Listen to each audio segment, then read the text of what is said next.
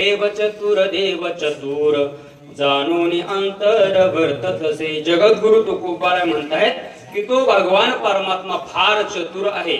आणि महाराज भगवंताच्या चतुराईमध्ये सापेक्षता भाव आढळत नाही। तुमच्या आमच्या चतुराईमध्ये सापेक्षता भाव आढळतोय, कारण तुमच्या आमच्या मध्ये बघा बाबा त्याच्यापेक्षा तो चतुर। एखादा जर चतुर असेल तर तो म्हणतो अरे त्याला काय घेऊन बसला, त्याचा बाप दुसरा चतुर। म्हणजे माणसामध्ये त्याच्यापेक्षा तो चतुर, त्याच्यापेक्षा म्हणजे अनेकापेक्षा अनेक चतुर माणसामध्ये असतात। आणि किती चतुर असतात? काय झालं बाबा, आपल्या भारतातला एक जण अमेरिकेला गेला।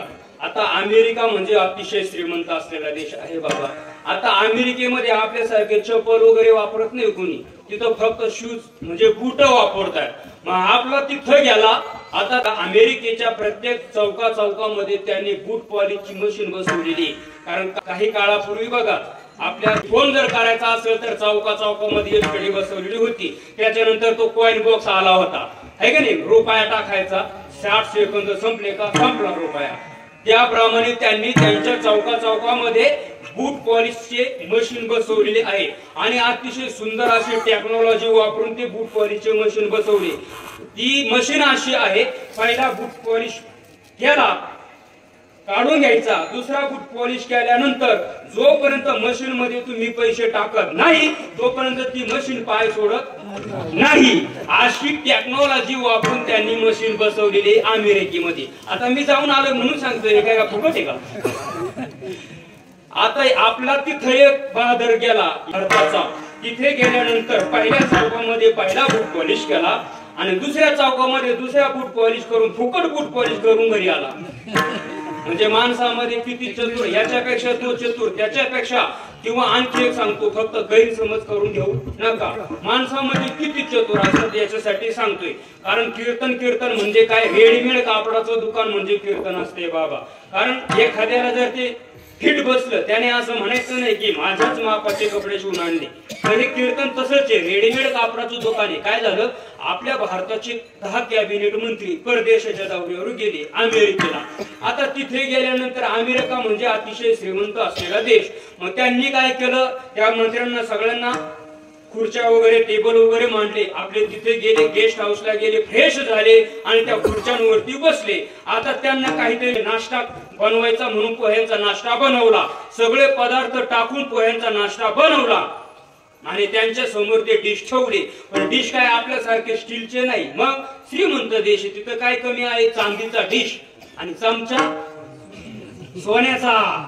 अरे श्रीमंत देश ना, काहीच कमी नाही। आणि ती चांदीचा डिश आणि सोन्याचा चमचा वापरून प्रत्येकाच्या समोर ते डिश ठेवले आणि मग आपल्यातल्या एकाने तो चमचा पाहिला आणि मग तो शेजारच्याला चिमटा घेऊन म्हटला, शामराव चमचा सोन्याचा दिसतोय।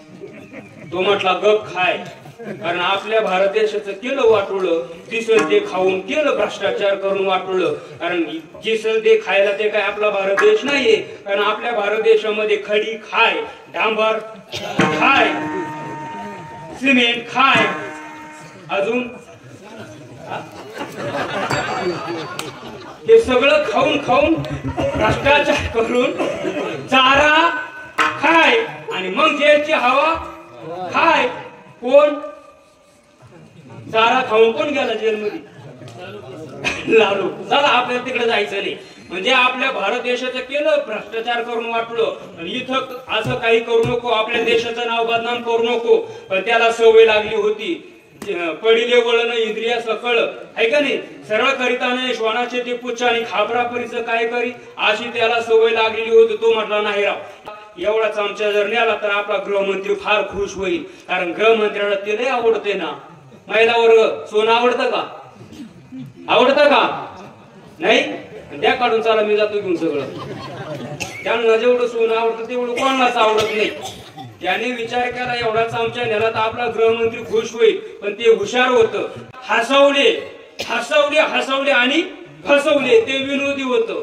सगळे आयो आयो बाबू बाबू खरंच तर पोट धरू हसले, कोणाचंच लक्ष नाही असं पाहिलं आणि पटकन चमचा घेतला आणि कोटच्या खिशामध्ये घातला। हे कुणीच पाहिलं नाही, पण आपल्यातल्या एकाने पाहिलं। तो म्हटला राव तो मंत्री आहे आणि मी काय पोतराज आहे का? हा त्याला चालतंय, मग मला काय कडू लागतंय का? पण तो जरा विचारवंत होता, त्याने विचार केला एक चमचा हसाच्या नादामध्ये पडला असेल म्हणून सोडून देतील, पण 2-2 चमचे गेले आणि जर झडती घेतली आणि जर 2ही चमचे आपल्याच देशाकडे निघले तर आपल्या देशाचं नाव बदनाम होईल. तो विचारवंत होता, पण त्याला काय कळ निघाना. त्याने काय केलं, आता पहिल्याने हसवले आणि फसवले, पण याने पाहता पाहता फसवले. त्याने डोकी लिटी वापरली, याने चतुरपणा केला. या पहिल्याने काय केला, हसवले फसवले, याने पहिला चतुरपणा केला, पण याचा बाप तो चतुर निघाला. त्याने काय केलं, त्याने सांगितलं हे बघा, आमचा भारत देश म्हणजे कलागुणांनी अतिशय युक्त असलेला देश आहे. कारण आमच्या भारत देशातले कलाकार आपल्या कलेवर उपजीविका भागवतात. आता ते अमेरिकेचे म्हटले बाबा हे कला काय प्रकार आहे, व्हॉट दिस कला, ते कला त्यांना माहितच नाही ना काही. आणि मग ते म्हटले थांबा, मी तुम्हाला एक कला करून दाखवतो, मग तुमच्या लक्षात येईल. आणि मग त्याने काय केलं, त्याच्या प्लेट मधला चमचा घेतला आणि असा वरती केला. हे बघा, माझ्या हातातला चमचा दिसतोय का मावशानो, चमचा दिसतो का? असा तो म्हणला. आजी म्हणती नाही दिसत.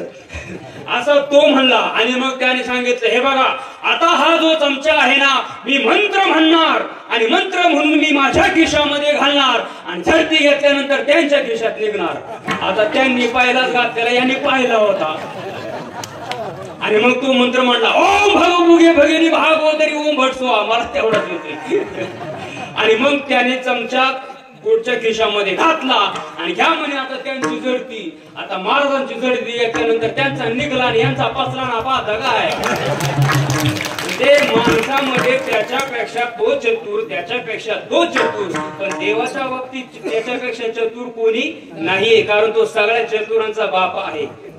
चतुरा तू शिरोमणी,